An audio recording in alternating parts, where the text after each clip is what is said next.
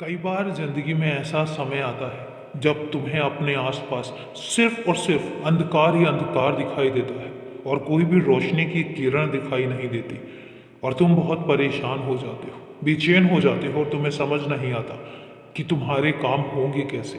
तो सुनो, मैंने अपने बच्चे को जब गोद लिया है, जब मैंने अपने बच्चे को अपनाया है, तो फिर कितना भी अंधेरा क्यों ना हो, और मैं तुम्हें एक बात कहता हूँ कि जब कभी चारों तरफ अंधेरा हो और कुछ भी समझ ना आए, तब समझ लेना कि तुम्हारे बाबा की लीला बस शुरू हो चुकी है।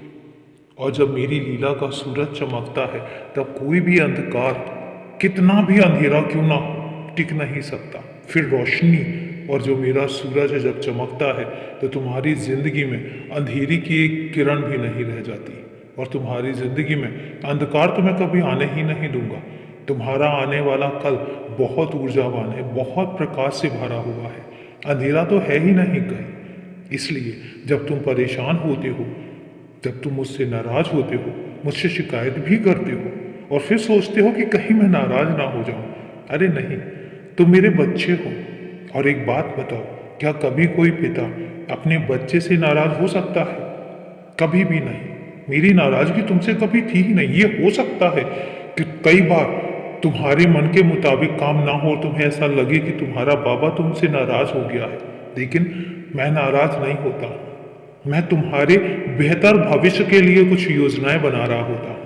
अगर तुम्हारे मन की नहीं होती है तो ये मत कभी समझना कि मैंने तुम्हें सुनना बंद कर दिया या मैं तुम्हें नहीं सुन रहा हूँ।